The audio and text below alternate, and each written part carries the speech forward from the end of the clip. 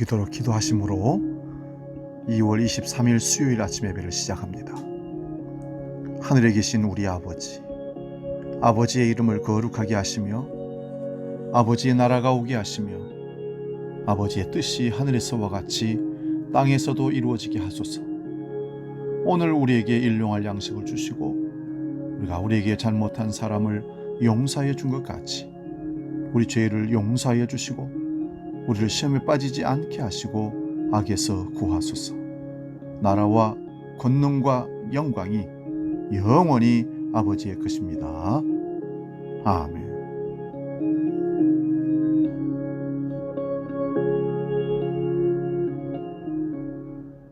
찬송가 428장 내 영혼의 햇빛이니 함께 찬송합니다.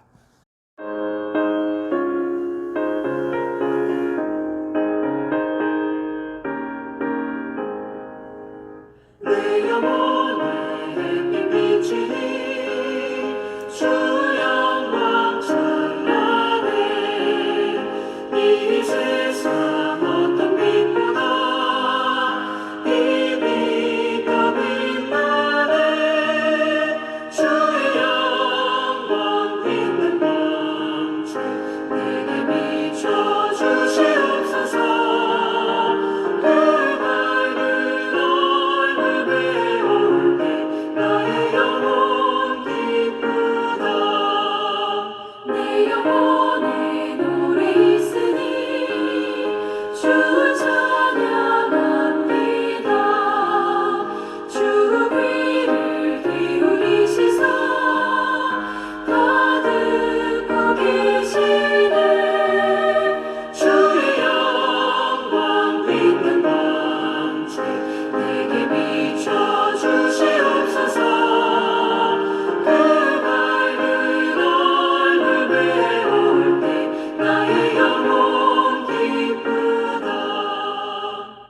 같이 우리에게 주신 하나님 말씀은 신약성경 데살로니가전서 5장 16절에서 24절까지 말씀입니다.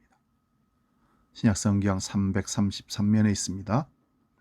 데살로니가전서 5장 16절에서 24절 봉독할 때 살아계신 주님의 음성을 들을 수 있기 바랍니다. 봉독합니다. 항상 기뻐하라. 쉬지 말고 기도하라. 범사에 감사하라. 이것이 그리스도 예수 안에서 너희를 향하신 하나님의 뜻이니라. 성령을 소멸하지 말며 예언을 멸시하지 말고 범사에 헤아려 좋은 것을 취하고 악은 어떤 모양이라도 버리라. 평강의 하나님이 친히 너희를 온전히 거룩하게 하시고 또 너희의 온 영과 혼과 몸이 우리 주 예수 그리스도께서 강림하실 때에 흠없게 보존되기를 원하노라. 너희를 부르시는 이는 미쁘시니 그가 또한 이루시리라. 아멘.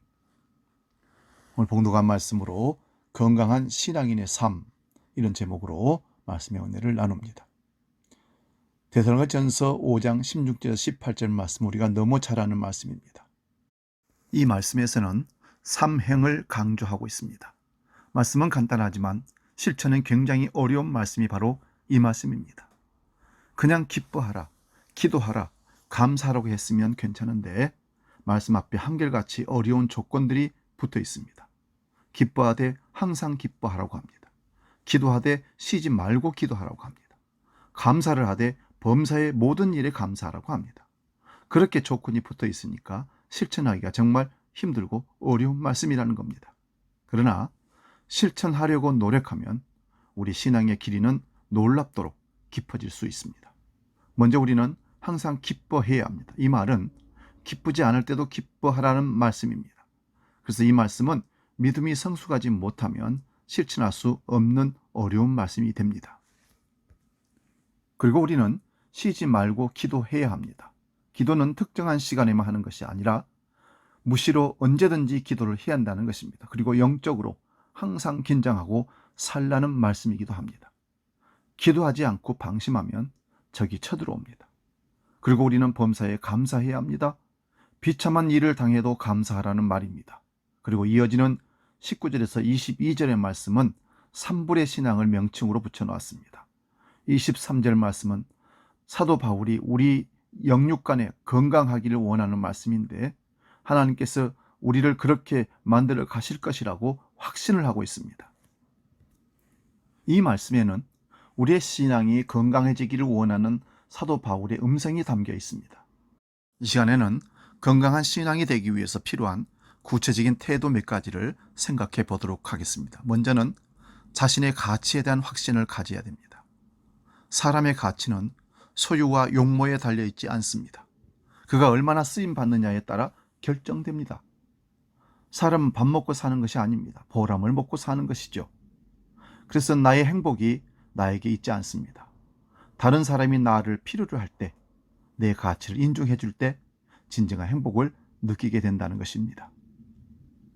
나이 많은 처녀들은 걸핏하면 죽겠다고 합니다.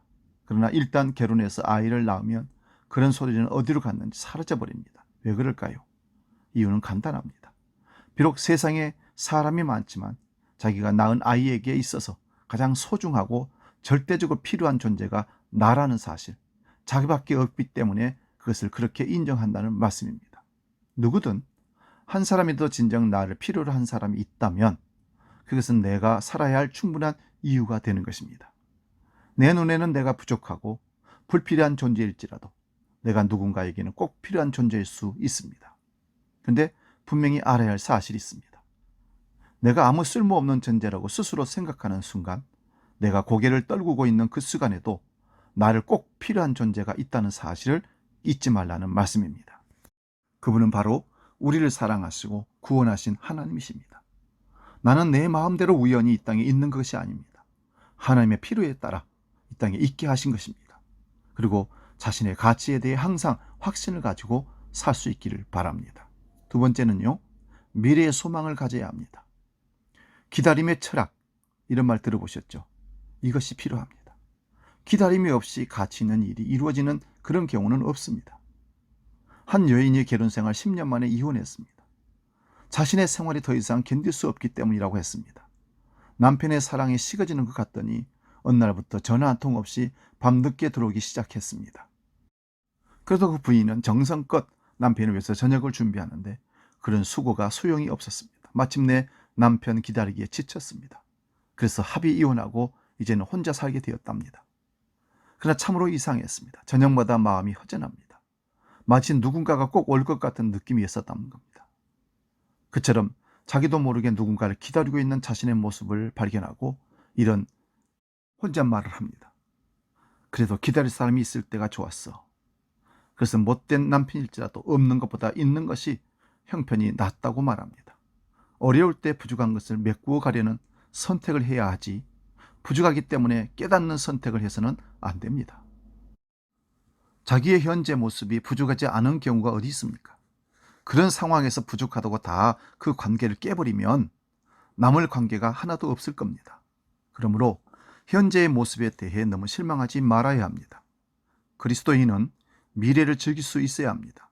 현재는 좀 괴로워도 괜찮다는 자세가 우리에게 필요한 이유가 무엇일까요? 그리스도인에게는 약속된 미래가 있기 때문입니다. 세 번째는요, 여유 있는 사람이 되어야 합니다. 인간은 가끔 실패를 경험하고 사는 존재입니다. 그것을 인정하고 사는 길이 건강한 신앙인으로 사는 길입니다. 이런 여유가 없으면 꼭 잘나야 행복한 것 같고 꼭 유별나야 행복한 것 같습니다. 꼭 유별나야 행복해하는 사람이 우리 주위에는 많습니다. 어느 부인이 시장에 가서 좋은 옷을 사 입었습니다.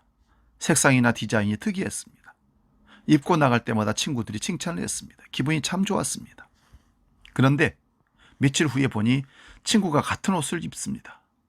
이후로는 기분이 상해서 다시는 그 옷을 입지 않았습니다. 이런 사람은 영원히 불행한 사람이고 삶을 힘들게 사는 사람입니다. 내가 좋은 옷을 입어 기쁘면 친구가 같은 옷을 입었을 때 더욱 기쁘고 함께 해야 되는 거 아니겠습니까? 이런 사람이라야 행복할 수 있습니다. 개성도 좋지만 개성이 잘못된 방향으로 흐르면 결코 안 됩니다. 살면서 여유를 가져야 건강한 신앙생활을 유지할 수가 있는 것입니다. 마지막 네 번째로 하나님의 사랑에 대한 확신을 가지고 더 나아가서 하나님을 사랑해야 합니다. 특별히 하나님에 대한 사랑에 오해가 없어야 합니다. 하나님을 사랑하는 것은 굉유함을 포함한다는 사실을 기억하십시오. 하나님을 사랑하기 때문에 하나님을 두려워하는 것입니다. 이것은 무서워 두려워하는 것이 아니라 정말 사랑하고 존경해서 실수하지 않으려고 자기 삶을 추스리는 두려움입니다. 두려움과 사랑은 언제나 함께 공존합니다. 예를 들어 남편을 사랑하십니까? 남편을 사랑하면 남편의 마음이 아플까? 늘 함부로 말하지는 않을까? 조심해서 두려움으로 날마다 사는 것입니다. 이것을 긴장하고 산다는 뜻이죠. 이것이 우리에게 있어야 할 사랑의 두려움입니다. 우리에게는 이와 같은 사랑으로 인한 조심스러움이 있어야 합니다. 심지어 자녀에 대해서도 마찬가지입니다. 자녀를 사랑하십니까? 그러면 그의 마음에 상처를 줄까 봐 함부로 말하지 않아야 합니다. 그래서 어떤 의미에서 사랑과 두려움은 공존하는 것입니다. 우리가 하나님을 사랑할 때 참으로 하나님을 두려워하게 되는 것입니다. 형벌 때문에 두려워하는 것이 아니에요. 사랑에서 오는 두려움입니다. 이처럼 하나님과의 사랑의 교류가 있다는 확신을 가지고 결코 신앙이 잘못되는 방향으로 나아가지 않게 되기를 축원드립니다. 이 사랑에 대한 확신을 가지고 승리하는 저와 여러분 되시기를 다시 한번 축복합니다. 기도하겠습니다. 살아계신 아버지 하나님, 우리는 하나님 앞에서 세상 사람들 앞에서 살아가는 신앙인입니다. 그런 신앙인으로서 신앙생활을 할 때 병든 신앙생활이 아니라 건강한 신앙의 삶을 살기를 원합니다. 그래서 주님은 우리에게 기뻐하라, 기도하라, 감사하라 할 때 항상 기뻐하라, 쉬지 말고 기도하라, 모든 일에 감사하라고 하셨습니다. 주님, 오늘 우리 삶 가운데 우리 자신들이 스스로의 삶에서 가치에 대한 확신을 갖게 하시고 미래에 대한 소망을 갖게 하시고 여유 있는 삶을 살아내는 저희들 되게 하시며 하나님에 대한 확신과 더 나아가 하나님을 존경하고 두려워하는 마음도 우리에게 허락하여 주심으로 매일의 삶에서 성공적인 신앙의 삶이, 건강한 삶이 이어질 수 있도록 축복하여 주시옵소서. 이제는 우리 주 예수 그리스도의 은혜와 아버지의 크고 놀라우신 사랑과 성령 하나님의 도우시고 인도하시는 역사가 건강한 신앙의 삶을 살기로 결단하는 모든 믿음의 식구들 머리 위에 이제로 영원히 함께 하시기를 간절히 축원하옵나이다. 아멘.